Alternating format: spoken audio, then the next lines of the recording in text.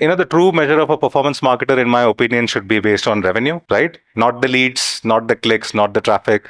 It should be based on the revenue that you're able to produce for a business. And despite any AI coming in, the likes of Lovable coming in, automated form of advertising, as long as you're producing quality of revenue for the company, you will be irreplaceable. If somebody is running an ad and this person is searching for your brand name, and if they end up clicking on your competitor instead of your website, you're going to lose those people anyway. You're losing 95% of the people already. A lot of us are fully focused on spending a lot of our time in advertising, putting more money, but there is a lot of value in giving value to conversions. Okay? Hi everyone, how's it going? Where's the energy, folks? You're in Bengaluru.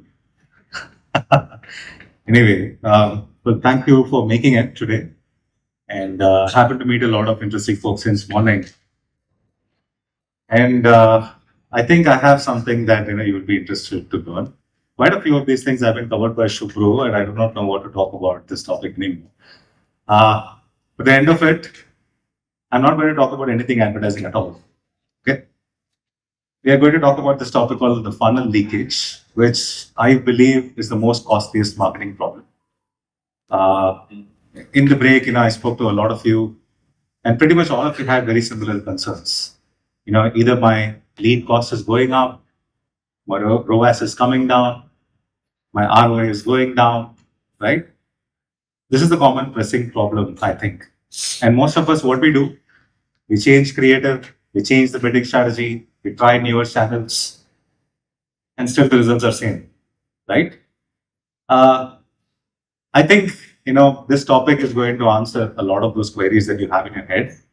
Beyond what I do within Meta, beyond what I do within Google, within LinkedIn, what can I do outside of these platforms to have a substantial impact on your ROI? I have a quick question for you, but I now need energy. Without energy, we are not moving forward.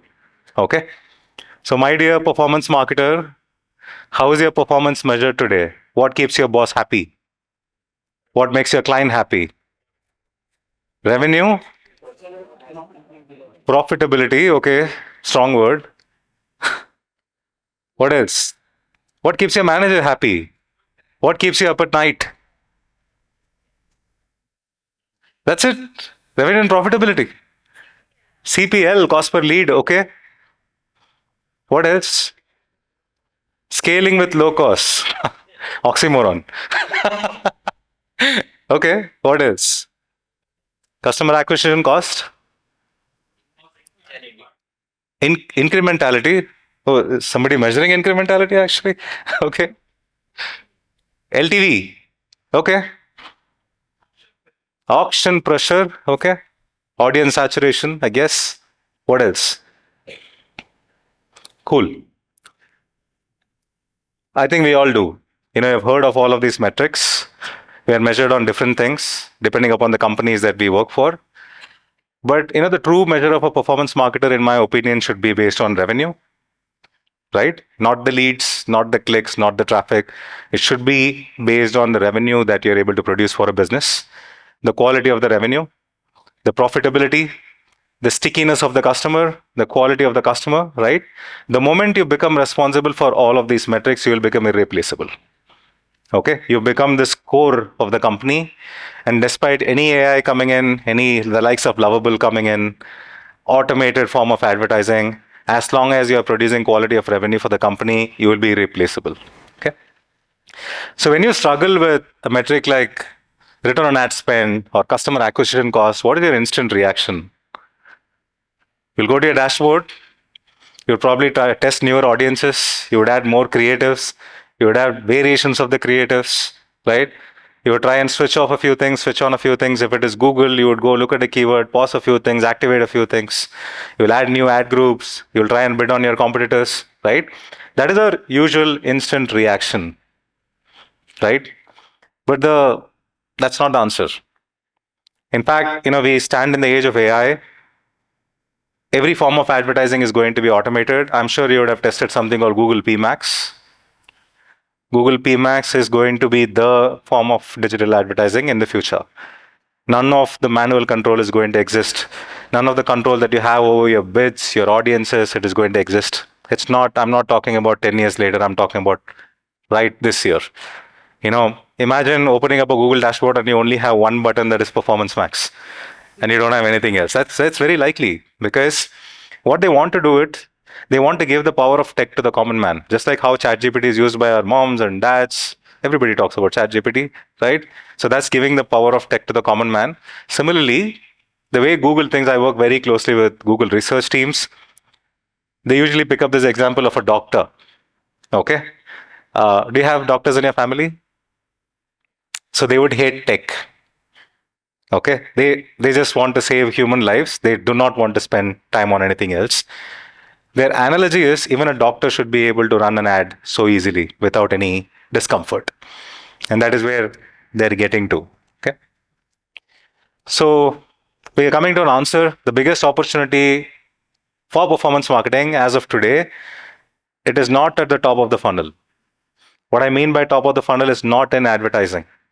You're losing control and you will not have control. Forget about gaining control. It is not at the top of the funnel.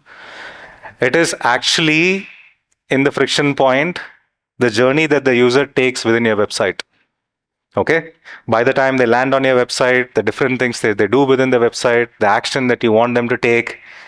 And in the case of lead generation, you will have your selling team, sales team, they would work on the lead. In case of a SaaS, you would have a product to offer, like a free trial. If you have an application like Netflix, you would have a 30-day free trial and you would expect people to go use the app, watch movies, and then eventually become a customer, right? So the key is there, not in your advertising. In fact, most of you are running your campaigns just perfectly fine. Most of you are choosing your objectives right. Most of you are adding enough number of creatives. But what most of us do not do is that we do not necessarily measure what is happening in a website. I mean, when Shubhro was talking about, he mentioned visitor recordings, heat map, and all of that. Truly tell me how many of you watch visitor recordings of your campaigns? Are you sure? Even then, the people who raised hands are roughly about 20% for people. Just imagine, this is a big opportunity, right? But every visitor recording is useful? Not necessarily. Not necessarily. We will talk about that. So the average conversion rate for a landing page across all industries is just about 2.35%. You might have noticed, what is the highest conversion rate that you have seen in your life? Give me a number. Don't tell me 100% because I know that's not truth. 7, 5, 4, 17. What were you selling? 70. What did you sell? Free iPhones. What is it? Rummy circle. Okay. All right. So what happens to these remaining 98 people? Have you ever wondered? Because your campaign is right, you're bidding on the right keywords, Meta is sending the right audiences because you chose sales as an objective. You know for a fact that they are sending in qualified audiences, but why only 3 people are converting? Why only 5 people are converting? 70 is very unusual. Okay, that's not the average. The average is 3%. Okay, I'm sure you would have seen that on your landing page. The moment you as a performance marketer start thinking about this, your winning starts here. Okay, why can't it be 5? Why can't it be 10?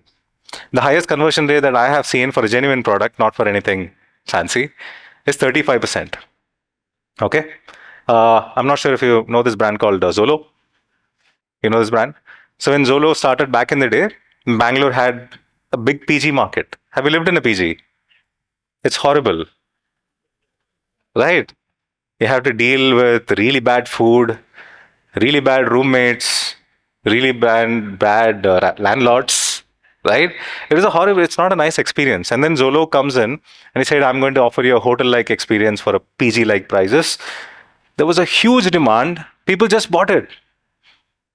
Okay, it's not necessarily the different type of campaign that you run. It was a good product that came at the right moment in the right market conditions. Okay, and I keep going back to the same analogy that marketing cannot really save a bad product. Okay, so in case, my piece of advice, think of me as like your brother. If you work for a bad product company, quit that company. Find a company that sells product that you would personally buy. Right? It's a life advice, and I've learned it the hard way. Okay.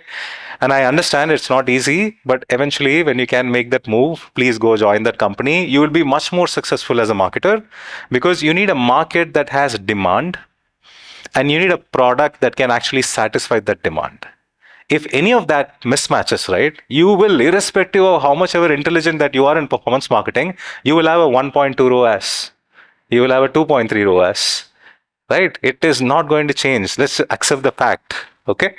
So anyway, coming back to this, you can have much higher conversion rate, and it is not necessarily because the way that you're running campaigns. It could be because of various other conditions, and you need to accept that fact as a marketer, that there has to be demand, there has to be buyers need to have money, right? And your product has to be good. Your product need to have a lot of word of mouth, right? You need to have good reviews. You need to have good influencers talking about it. The moment you start thinking about marketing holistically is when you start winning as a performance marketer, right? I used to be just like the most of you in the room that, I used to frequently criticize how my Google is performing, how my Meta is performing. I would frequently change the audiences, change the bidding strategy, add more creative, come up with offers, run different types of audiences and campaigns. Doesn't move the needle a lot. Okay. So that's the fact. You may have heard of this philosophy, leaky bucket, right? Whatever you're pouring at the top, it's going at the bottom. Especially if you're in SaaS, you're in lead generation, you would have been very successful at generating a lead, but your sales team would have constantly been complaining about the quality of the leads that you're generating is shit. No one is becoming a customer. No one is buying the product. Whereas on LinkedIn, you're running a beautiful campaign, targeting the best of the companies, targeting the best of the designations. But that lead that you generated is not really becoming a customer, right? The average conversion rate of a lead to customer is about 2 to 3%. See, first of all, you're losing a lot of people from clicks to visits. Again, you're losing a lot of people from visitors to leads. Again, you're losing a lot of people from leads to customers, right? So the moment you start understanding why this is happening, you will start approaching this problem differently. Okay. So this is a rough average. An ad click to landing page conversion rate across many of the industries is roughly about 2.35%. Okay. You're losing 98% of the people there. And you spend what, 30 rupees per click, 40 rupees per click? Sometimes if you're into financial products, you would have spent up to 800 rupees a click, right?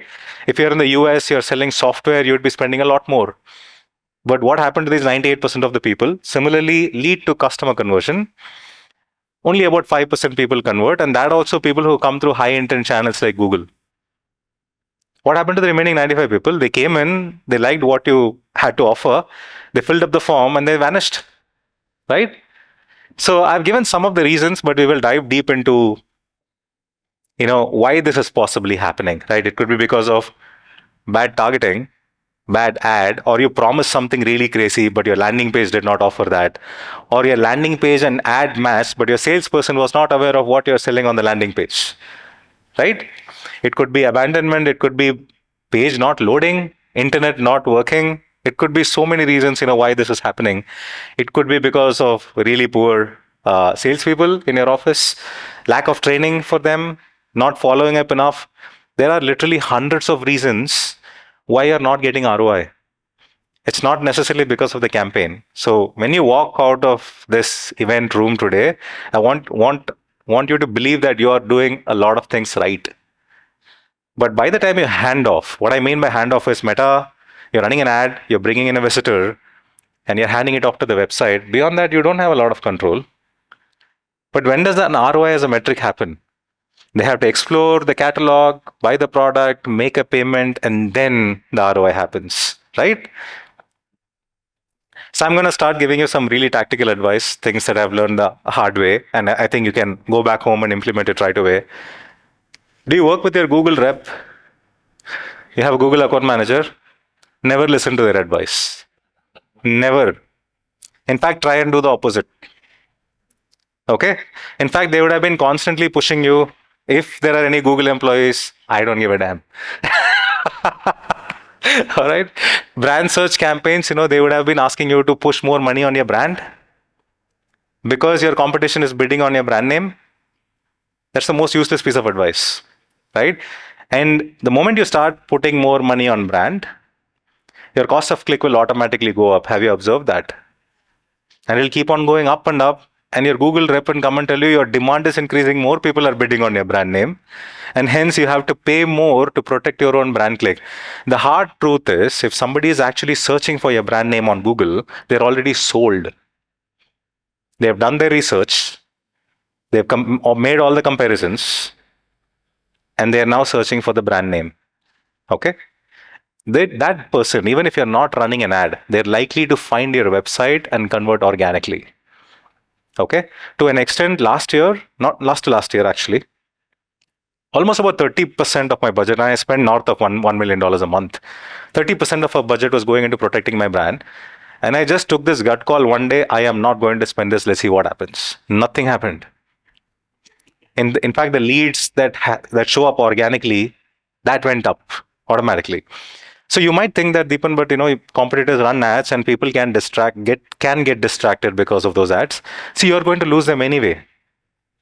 If somebody is running an ad and this person is searching for your brand name, and if they end up clicking on your competitor instead of your website, you're going to lose those people anyway. You're losing 95% of the people already, right?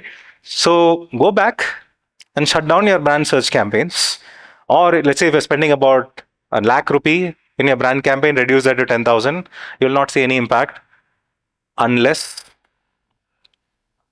you are that performance marketer that tries and grabs the share from the organic. Don't do that. Because if you work for a relatively intelligent head of marketing, you're going to get caught. Okay? So whenever we do measurement, we measure brand ROI differently and non-brand differently. Cool? And you should be doing that. It's not good because somebody has done a lot of good work to be able to convince someone to search for your brand name. You can't just run a brand search campaign and take credit of that. Okay? And anybody can do that. You're a good performance marketer, you should not be doing that. Okay? So that first step itself is going to save you a lot of money.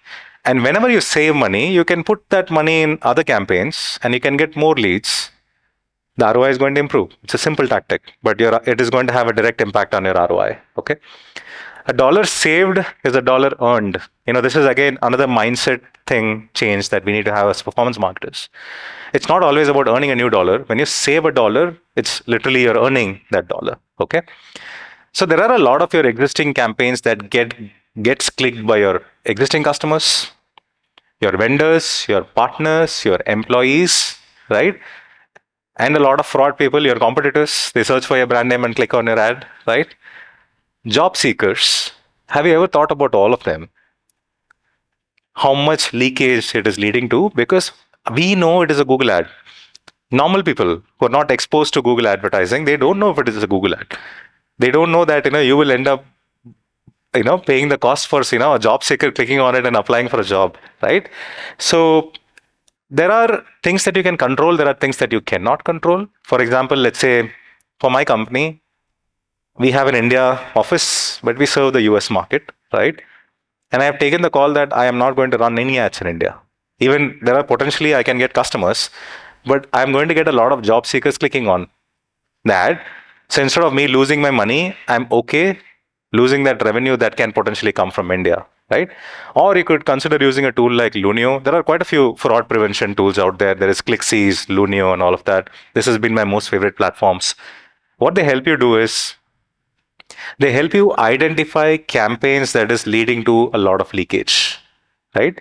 Let's say if you're running 100, 150 different campaigns, there will be campaigns that is frequently used by frauds to discover your brand. Okay, this could be your competitors, this could be vendors or some random people, affiliates, anyone, right? So there will be campaigns that is constantly generating visitors that is not even allowing a session to load. 10 seconds, 8 seconds, 5 seconds, people bounce off. You really want to be cutting down on those geographies and those campaigns. Again, it is going to save you a lot of money. Literally, you could save about 10 to 20% of your all budget wastage just by fixing the fraud and getting your employees to, stop clicking on your ad or stop serving ads in a few geographies altogether. Because whenever we do campaign settings, right, most of us, we do India, right?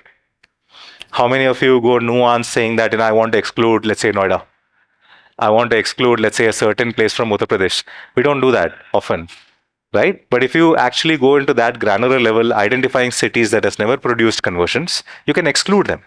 You can run a pan-India campaign, but you can start excluding these cities that has never produced conversions for you. Okay.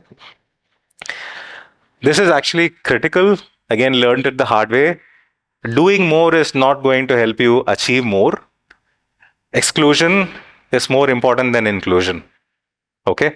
And it's not just about adding more creators, not just about adding different bidding strategies, etc. These are good set of audiences that you need to be excluding, constantly excluding from all of your campaigns. Whether people who are recently converted, low intent page visitors, people who are visiting your blog, people who are visiting your help center, support section, people who are visiting your login page. Who visits the login page? Who visits the login page? Customers, right? And what happens, when you use a channel like Google, you can't easily exclude your channel. So let's say if you're running a SaaS company, you would only get official email IDs for customers. And Google does not have that intelligence of excluding official email IDs because by legally they cannot do that. Okay. In that case, you can actually pass the sessions back to Google that I do not want ads to be shown to people who visited this page. Okay. Career pages, micro geographies, like I said, there could be specific cities that has never produced conversions for you. Low quality placements, which I'm sure you're already doing, negative keywords, right? So these are all things that you need to be doing on a regular basis, on an ongoing basis. When you do it like a clockwork, it is going to help you save a lot of money.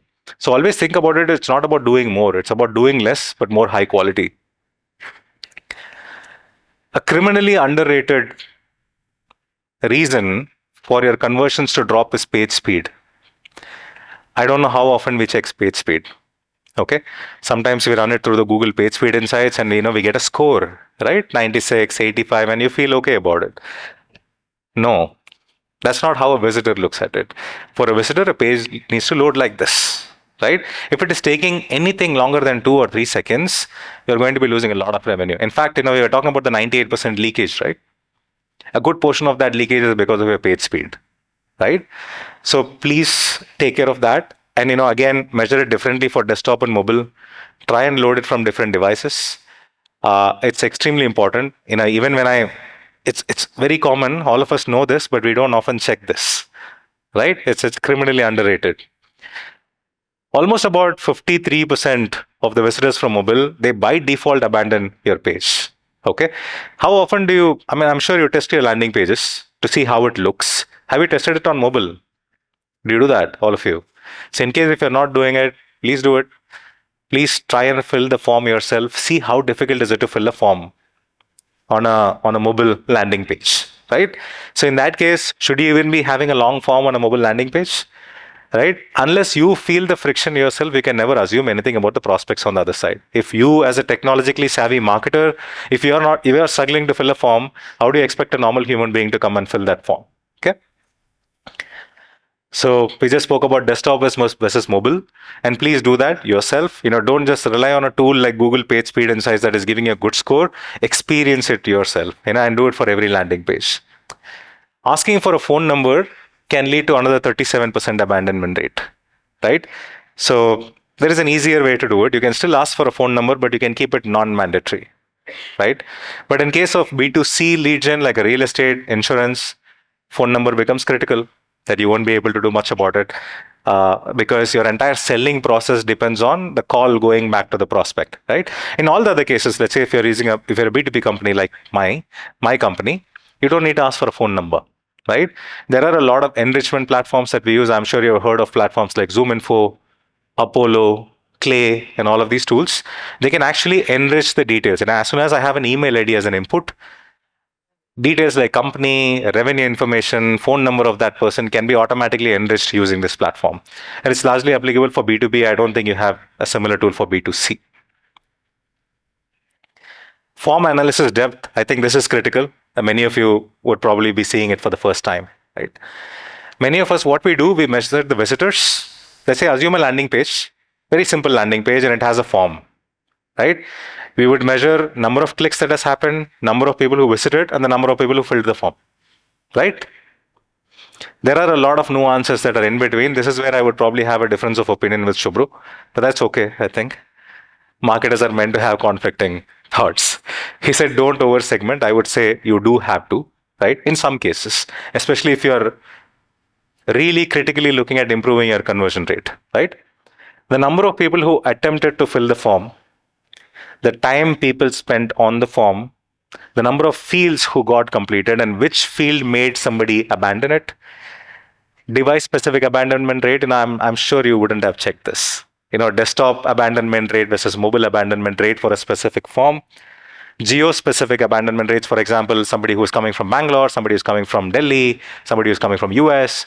Is there any differences in the way they're approaching a form? Source specific abandonment rates, people who are coming from Facebook, people who are coming from LinkedIn, how are they reacting to that form? Qualified visits to form completion rate. What it means is not every visitor is equal. Okay. I think Shubhro made a fantastic point saying that you don't have to retarget every visitor. You really need to know people who scroll depth, people who had a lot of scroll depth, people who spent a lot of time on the landing page. Those are your qualified visitors because they bothered to look at what you have to say. They spent a little bit of time, right? The moment you exclude those audiences, the easiest thing to do is anybody who's spending less than 10 seconds on a landing page, you need to exclude them. And that's when you could use a platform like CustomerLabs to do that, right? If you go this level of depth of analysis, you would truly understand where your people are dropping off. If you're just measuring visitor to form fill, you're actually losing out on a lot of critical data, right? I mean, if you want to become a data scientist level marketer, you could even create audiences at different level. But that, I would say, a little bit of over analysis. This entire thing is done to understand where exactly people are dropping off. So that can I remove a field? Can I make a field look different? Can I make something optional? Can I make something non-optional? The moment you're able to do this depth of analysis, you will be able to easily increase your conversion rate. Let's say if you're doing about a 2.5, you will be able to get to 4, 4.5 just by looking at these metrics critically. Okay. The biggest challenge for us performance marketers, especially if we are going to be holding ourselves accountable for revenue, this is where most of us fail. When the lead is handed off to the sales team, right? Look at this stat, right? I'm not a fan of stat, but this is true. If the response time of your sales team is more than 5 minutes, you're 8 times more likely to lose that lead forever. 5 minutes. What is the response time of your lead gen campaign? Okay, 2 days, 8 hours, 3 months later. It happens. This is where we are set up for failure, right? What can you do about it? You need to constantly monitor turnaround time on how well your lead is approached. You could look at your CRM, or you have a revenue operations team. You could ask them to regularly give you a reporting on turnaround time, how quickly my lead is being followed up, right? And especially if you're using something like Facebook native lead gen form, your lead response time has to be less than 5 minutes, otherwise you don't run Facebook. Right? Because the intent of people who are filling that form is very low. And before they forget it, if you're not able to call them, they would have lost them forever, right? You would have noticed that people who fill up a lead form on a landing page versus a native lead gen form on Facebook, the landing page leads will always be of higher quality. The native lead gen form would always be receiving feedback from saying that they don't even remember filling up the form. What kind of leads are you sending me, right? So what you should be tracking, again, a good list of metrics. This is something that you might be getting exposed to, or most of you would be getting exposed to for the first time. Your job does not stop at generating a lead. If you're that marketer who thinks that my job is done at generating a lead, my friend, you'll probably have to look at different career options. Because we will be responsible for revenue. Maybe you're not today, but 2 years down the line, 3 years down the line, you would eventually become head of performance marketing, head of marketing. You will be accountable for revenue, right? And you will be able to become one when you're accountable for revenue, which means you need to be tracking a lot more. The number of leads that you generated versus the actual number of leads assigned to your sales team, there will be a gap, okay? The turnaround time, we just spoke about, can we send an SMS quickly? Can we send a WhatsApp message quickly? Can we send an email quickly so that we keep the leads warm while my sales team is trying to contact to them?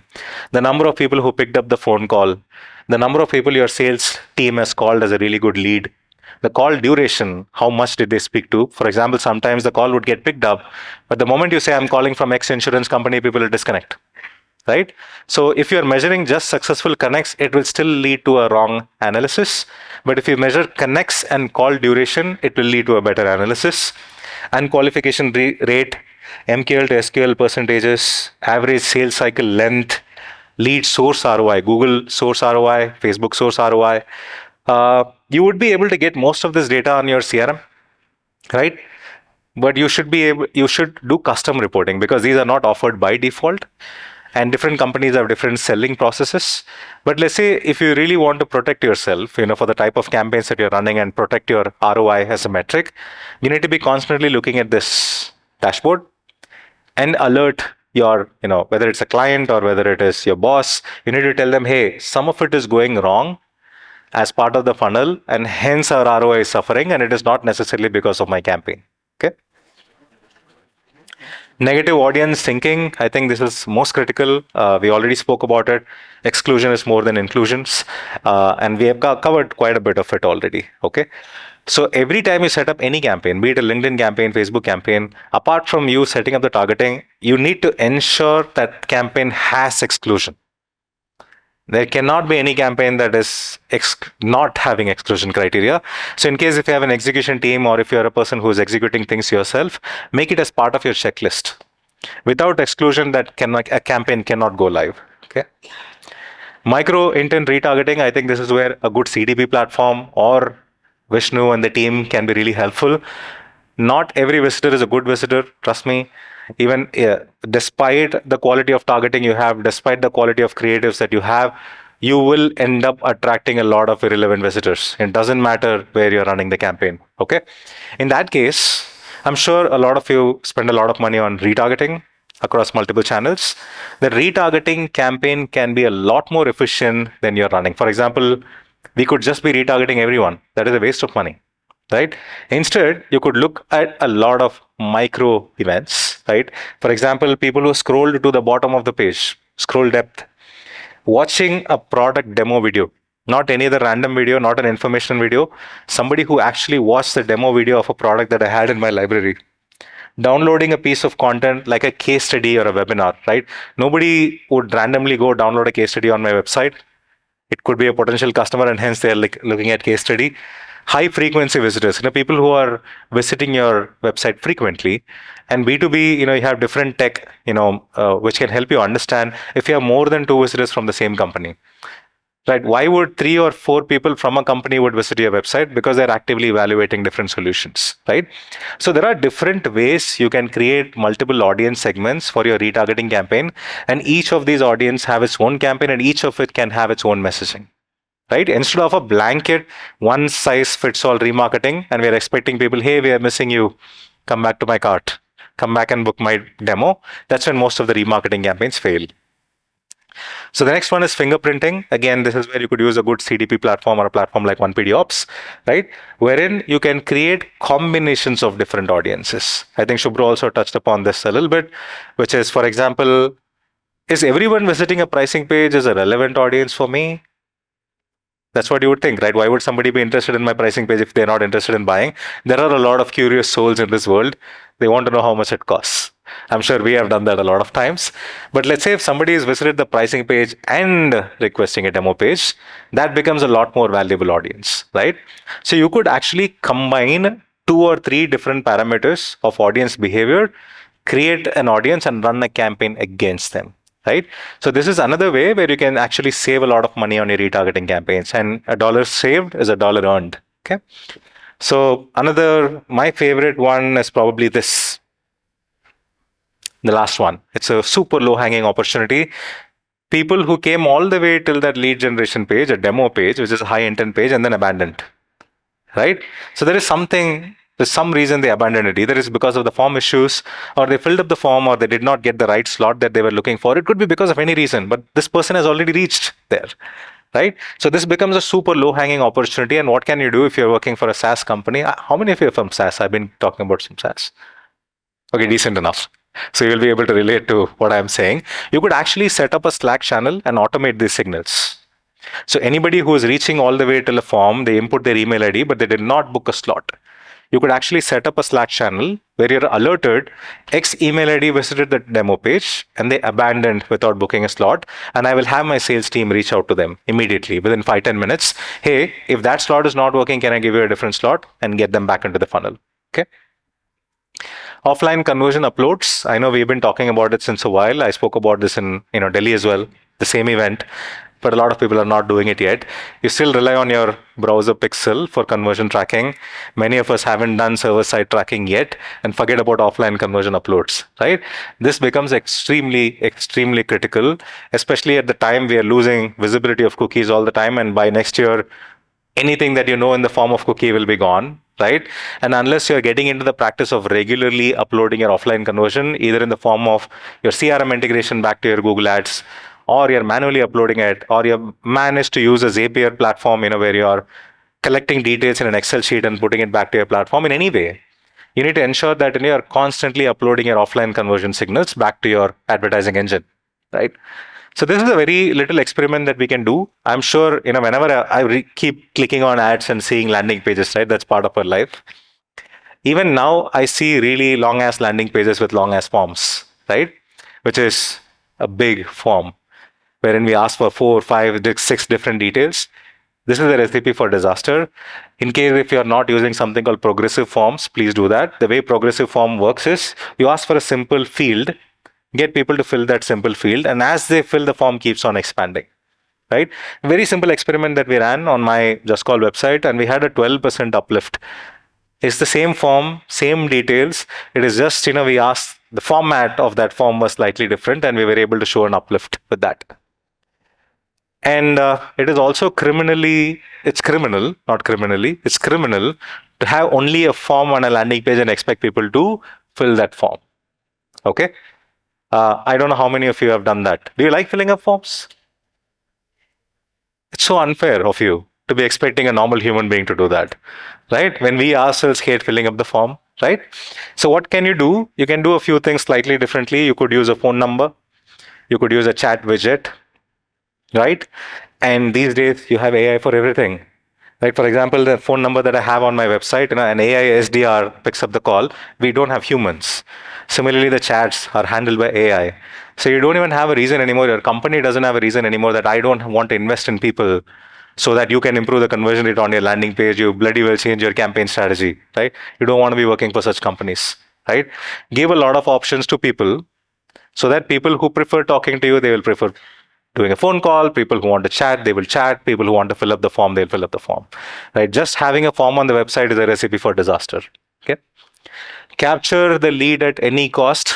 I think, everything, all the nice things that have been spoken about first party data and the ops, it all starts from this. You need to capture the information of the visitor at any cost, whether it is in the form of interactive demos, whether it is in the form of chat, whether it is in the form of a game, any interactive elements that you can have on the website to capture the visitor. The moment you ask them, typically in B2B website, what happens? A demo is a highly valuable lead. Okay, somebody requesting a demo is a highly valuable lead. But not everybody would book a demo. Not everybody is ready to take a demo with you. They don't want to spend that time with you. But they don't mind watching a webinar. They don't mind watching an interactive element, that you have on your website. Spin the wheel kind of stuff. Okay, so you need to ensure as a marketer that there are different ways you can actually get people to share the information with you, right? You have already spent a lot of money on Meta, LinkedIn, Google.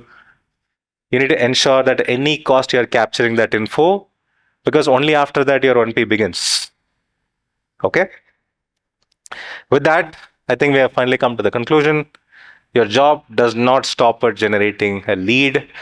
You have to always keep an eye on how your lead is being treated, right? For example, this is coming from my Slack channel. It's a Zapier notification.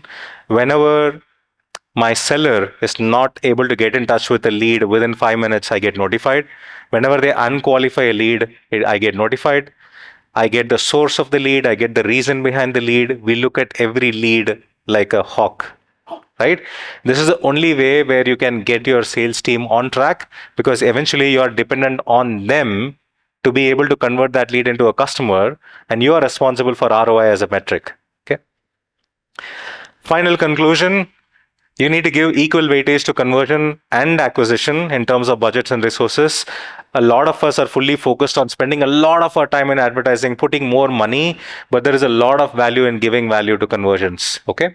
The post-click optimization journey is where all of us will play a critical role. Every form of advertising is going to be automated. Creative is going to be automated. Bidding is going to be automated. The post-click, once the user clicks on the ad, what happens is where we are all going to be playing a critical role. You need to have rapid response systems, which is in the form of how quickly are you reaching out to the lead. Beyond form experiences, form is not the end of the world. There are chatbots, there are phone numbers, there are interactive widgets, a lot of things that you can use on your landing page to capture the information. Progressive forms instead of really static long forms. Keep doing the funnel analysis all the time. If you remember, while I was talking about form depth, that is something that you need to do every day. Visitor recording is something that you need to do every day because you're not spending time anymore on the dashboard. But it's all automated. There's not a lot that you can do within a dashboard, so you might as well start spending your time elsewhere. Investing into good CRMs. If you don't have a CRM, invest into a good CRM, a CDP, and analytics and automation platforms. Finally, again, I keep repeating the same thing. Your job does not stop at generating a lead. Become revenue accountable, and you will become irreplaceable. Thank you for having me. Happy to take questions.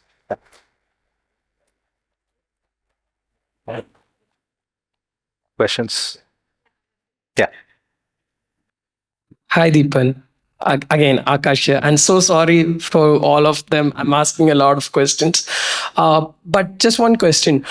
I loved the presentation. I had a lot of key takeaways. But there's this human psychology called law of small numbers, right? Because there is a lot of micro level analysis we do. I feel all of this only makes sense if there is enough budget for all of these data points to make sense, right? As you mentioned, when it comes to the landing page and the forms, right? So my question is simple. All of what you mentioned makes sense, but we work in different companies which has different marketing budgets, right? What is the monthly budget in your experience that would make sense for all of us to do all of this analysis in the first place? That's a fantastic question. And I'm sure a lot of you have these challenges. See, the thing is, let's say, even if you have 5 lakh rupee budget, which I think is bare minimum, I'm guessing, right? A 5 lakh rupee investment, I wouldn't say investment, spend into advertising is giving you a certain amount of output, right? Let's say you're making about 10 lakhs rupee in return. Purely focused on acquisition, not doing any of the things that I have spoken about. So all you have to do is take out 50, 60,000 from that budget and invest into good tech and follow this process. You will be able to make more than 10 lakhs for sure, right? That should be, that's a layman analogy that you don't necessarily need additional budgets. You can take out your budget because, like I had mentioned, everything that I've spoken about, nothing requires a frequent spending like how we spend money into ads. It's a lot more investment into tech. It's a lot more investment into analysis. And analysis has become a lot easier after ChatGPT, right? You don't even need like supremely good data analysts to do a lot of these things. You will be able to do that yourself. So that is the way forward. Thank you. I would always say that, please choose to work for companies that treat this as an investment and not as a cost. And there are a ton of companies like that. And there are companies that are being unreasonable. They would not give you, and it's better not to work for these companies. Thank you. Makes sense. Yeah. Hi, Deepam. Yeah. Hi. Yeah. So thanks for this beautiful insights. A lot of things that we learned. First thing you told me was to stop brand search campaigns, which we generally do. Brand search. Yeah. So, what do you mean to say? You mean to say the keywords that we are bidding is no more working? Yeah. Do you think that high intent, high value keywords is not working? No. What I meant is bidding on your own brand name. Okay. So you will have something called brand search campaign. Correct. You're bidding on your own brand name because you think if you don't bid, the competitors will start bidding on your brand name. Correct. So that I wanted to stop. But the normal search campaigns? Anything non-brand, you should continue running. Normal search campaigns, we can do. Okay. Yeah.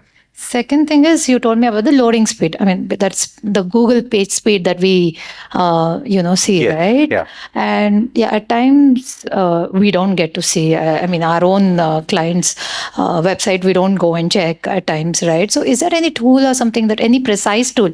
I know Google Page Insights are there, but you can use GT metrics. GT metrics which will also notify us when the page speed is going a bit lower. Something like that, is there? That's a good question. That would be nice to have. But generally what happens, a page will not break in between. Okay. So you would be able to test that in the beginning itself. For example, a page load time, if it changes, it is because of servers and not because of the page, right? So what you could do is frequently check. At least I do not know of any tool that will automatically remind you when a page speed performance goes down on a specific page. So you can use any of these tools before you go live. And then you have it a practice to check every third day, every fifth day, if the loading time is intact. What is this tool? GT metrics. GT. Yeah. Okay. Another thing is Zapier. I guess I worked with Zapier. I mean, I use Zapier. It's Zapier. Yeah. I think Pabbly Connect is the Indian version of that, right? So that worked cheaper for us for lead gen and all that. But does that have that same notification, as you said, if the lead? I'm not sure. I've heard about Pabbly Connect, but I haven't used it. Okay. I'm sure the Slack notification is like very basic thing. But the thing is, the example that I showed, it collects the signal from my CRM and then it pushing it to Slack. So as long as Pabbly Connect integrates with the CRM that you're using and Slack, it can. Okay. Yeah. Okay. Yeah, thanks. Thank you. Yes. Hi, Deepan. I'm Naveen. Okay. As you mentioned about this request demo page abandonment. Yeah. Okay. If we connect that landing page with any other external demo booking like Google Calendar booking or Calendly, so how we can track that thing in a better way? Like, I think that external thing won't. Okay. Yeah, I think I got the question. So the requested demo is usually, Calendly or Google Calendar is not friendly platforms. It's better to use a platform like Chili Piper or qualified.com because they'll be able to give you a widget within your website itself. So the user is not taken away to some other platform.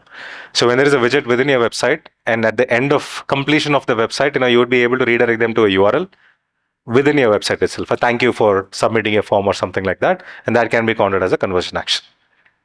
One more thing, like if you are running a campaign based on a time, like 45 days, 30 days, for example, an event, if a customer come to us and start running campaign for before a 1 month, so even if it is they are starting from the scratch, like a new ad campaign or a new ad account, so what amount of time or metrics that we can consider before going for this retargeting campaigns? Actually, it depends on the scale of the events you're accumulating, right? It's not necessarily a budget or a duration. For example, let's say if I'm working for a booking.com, I'll be able to get the scale of events within 1 day itself because of the volume of work that I have, volume of visitors that I have. So there is no set rule or a threshold for this. And we all keep saying that, machine needs to learn, right? All of your reps would say that. We don't know what that means. You just have to believe, right? For example, let's say a good measure of success would be, let's say at an ad group level, I would say a minimum of 10,000 impressions before you actually start criticizing it. Similarly, on Google, I would say about 150, 200 clicks if you're bidding on a non-brand search keywords. So keep a threshold for yourself before concluding whether it is worth doing this or not. But it is not, I won't be able to give you a standard duration because it totally depends on volume of events you're accumulating within a time frame. Yeah. Thank you. Yeah. Excuse me, sorry. We'll take just one more question from that person and then you can connect with Deepan right after this to many more questions. Thank you. So the first question, so the lead gen is sufficient for B2B, it seems. So is there any case study that any of the D2C company, any e-commerce company is doing lead gen and then they are following up for their actual purchases? You can do that for high ticket. Because if you're doing that for low ticket, it's not sustainable. The reason why lead gen for B2B has been the go-to-market strategy, it's because a B2B product on an average would easily be running into lakhs. Even if they buy the basic product, it'll run into a few lakhs, right?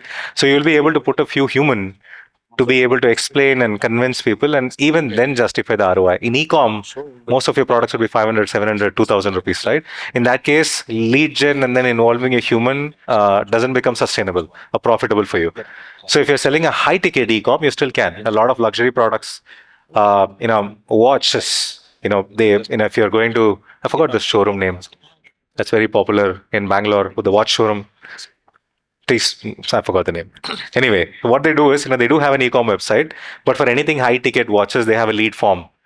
And you can request a call and you can ask, show me the product, and somebody will come and show you the product on video. So there is this combination of e-commerce and human play, but it is only applicable for larger ticket sizes because human is effort and it's cost, and that adds into your ROI calculation. Yeah. So the follow-up question would be, see, there are a few metrics we have set, the retargeting, exclusions we need to break. So in this meta era, is that still valid? Because meta is completely comprehending every campaign to advantage plus mostly it will be. So still in this phase, Yes. these exclusion retargeting would still works. Yep. Because Meta also knows that your customers are easy to convince. So if you're not applying that exclusion, they will always go after your existing customers who are always bought. And your frequency of that go up, your existing customers will start getting irritated. Right? And the people who perform the bottom of the funnel actions are very limited in nature.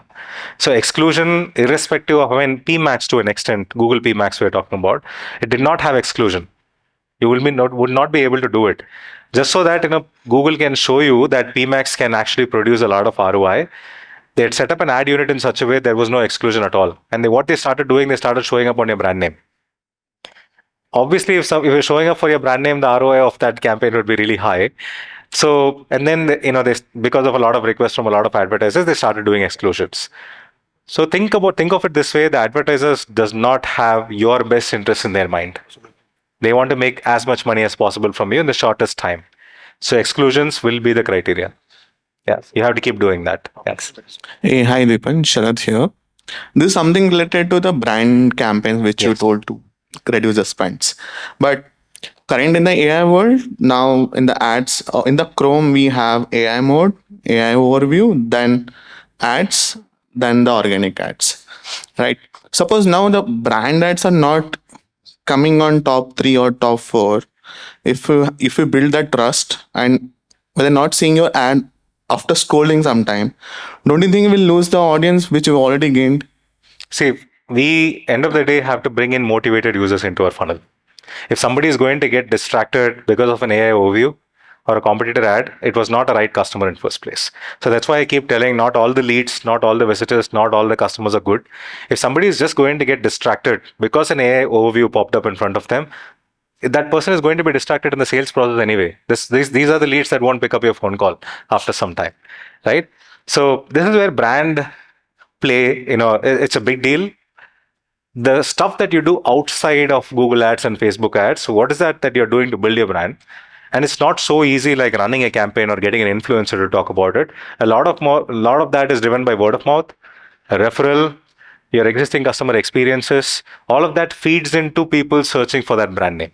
So this is when your head of marketing or whoever it is, they need to start looking at things holistically. That how do I increase my brand searches? The more the number of motivated people looking for my brand name, what kind of activities can I run that is beyond Google ads and Facebook ads?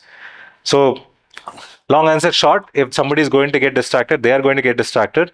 But those are not the users you want to bring into the sales funnel, because your sales team is going to complain it's not a good lead. Yeah. Okay, got it. So follow-up question. With the AI overview or AI mode coming in, does it affect the paid media or it will help to increase paid media? Paid media is not going anywhere. Because PPC, Google PPC is their primary source of revenue. It's not going anywhere. Organic is going to get affected. I'm sure a lot of you would have seen, you would have lost a good chunk of your information-based traffic. And I'm really hoping AI overview doesn't pop up for everything. Today, AI overview is coming up only for information-based queries, like what, why, and stuff like that. Anything that has a buying intent in nature, AI overview is not coming up. And information queries were not resulting in purchases or leads anyway. It just got you a lot of traffic and awareness. It was not leading to purchases. So we don't know how the landscape is going to change, but Google PPC is not going anywhere. You will continue to get even better performances, because I've seen how the ads are going to look like within Gemini in the context. For example, if you go to Google Gemini, you type in a query and you get contextual answers, you can place your ads there at the moment of truth. I think that is going to be more powerful than the typical search ads that we are seeing today. Yeah. Okay, got it. Yeah. Thank you. Yeah. No. Thanks, everyone. Thank you.